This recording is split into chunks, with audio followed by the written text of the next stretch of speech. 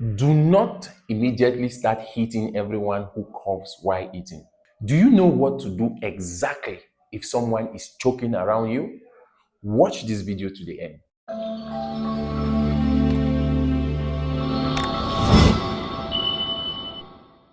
You move close to the person and you ask, "Are you choking?" If the person can answer you clearly, can breathe and cough forcefully, then the airway is probably only partially blocked. But if the person cannot breathe, cannot cough, or only nods the head while holding their throat, then it is severe choking. Asking this question helps you to distinguish between someone who can still clear the object by coughing and someone who needs immediate assistance. Number two, if the person can cough forcefully, encourage them to continue coughing. If the cough is strong, encourage the person. Try to cough it out. But however, stay beside them and observe them closely. A strong natural cough can generate a lot of pressure inside the chest and can contribute in pushing the object out of the airway. Do not give back blows or abdominal thrust on somebody who is still coughing effectively. Never leave somebody that is choking alone, because partial choking can become complete choking. If someone is choking and suddenly the cough becomes weak, the person can no longer speak or their breathing becomes difficult, you must act immediately. Do this. So, this emergency measure we are about to show is called the abdominal thrust. And note, you don't do this in a child that is less than 1 year. If somebody is choking around you, the first thing that you are going to do is that you are going to call for help. While you are waiting for help, the first thing that you are going to do is the abdominal thrust. The abdominal thrust, this is how you do. You send your hand, one hand is at the level of the abdomen, the other hand lies down, and what do? You press, and you press. So what are you doing? You are trying to apply pressure on the abdomen and you are pushing so that you increase the pressure in the lungs and you can push that object that was blocked in your airway out. If it's a pregnant woman and sometimes you can't send your hand to reach the abdomen, you are not going to do the abdominal thrust. You are going to do what we call a chest thrust. And in a chest thrust, you still put your hand, but now on the chest, you place the other hand here and you press, and you press. The same principle, you are trying to push out this object that has blocked the lungs. Okay, now, what if you are choking and you are in the house alone? This is what you are going to do exactly. Number one, call for help. Use your phone and call. And when you call, do well to allow the phone continue ringing.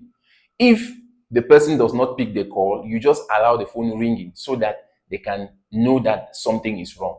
And so this is what you will do. You are going to apply the abdominal thrust method on yourself. So what do? You place one of your hands on your abdomen and the other one you place on top. And what do? You push, and you're applying the pressure, you're applying the pressure, you're applying the pressure. The same principle, that pressure is helping to push that object out of your lungs. Okay, you can have another method. An alternative method is you stand behind a chair like this, and what are you going to do? You are going to apply pressure. Okay, what do? You push and you push and you push. What are you doing? You are applying pressure on your abdomen, and that pressure is helping to push that object up. What do? You lean behind the chair and you push and you push. In that way, you are helping to push the object out of your lungs while waiting for help. So imagine somebody is choking around you.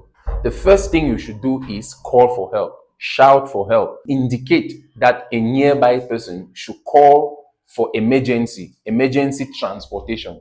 And now, while the transportation is coming, don't just stand while waiting.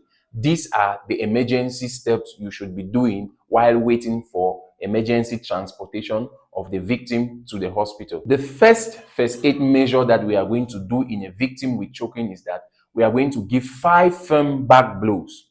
But now, it is not just done anyhow. Here is what to do exactly. We are going to demonstrate how these back blows are given. Okay, so this is how we do the back blows. Now, the first thing is you stand behind the victim. You are standing immediately behind the victim. You send one of your hands in front of the victim's chest, and you use the other hand to slightly bend the victim forward. Why are we bending the victim forward? So that as we are applying the pressure, that dislodged object can easily come out from the mouth. There are high chances that the object will come out from the mouth when pressure is applied on the chest. So you bend the victim forward. And so what are you going to do? You are going to apply 5 strong thrust or 5 strong blows. Now, the blows are not given on the shoulder blade. They are not given directly below the neck or at the back. They are given in between the shoulder blades. These are the shoulder blades. So in between. So what are we going to do? We are going to count 5 blows, and the blows are going to be strong enough to apply pressure to push the object out. So we are going to apply the pressure in between the shoulder blades, and they are going to be counted 5. Okay, so we go 1, 2, 3, 4, and 5. So you apply them strong enough while bending the victim forward and observing. If the object does not come out after giving the 5 back blows, you don't just stop there. You are going to switch to abdominal thrust. And so what are you doing? You are interlocking between 5 back blows, 5 abdominal thrust, 5 back blows, 5 abdominal thrust until you have the result while waiting for the emergency. Okay, so you are going to continue with these maneuvers if the victim starts talking well. And the person talking well is probably because the object has come out. So if you see the object comes out, you stop doing the maneuver. If the victim starts speaking well or the person starts breathing well, you stop the maneuver, meaning the object has either come out through the mouth or it has dropped into the lungs. And also, if the victim becomes unconscious, you stop the maneuver. So these things are being done before the medical teams take over. When they come, they will continue from there.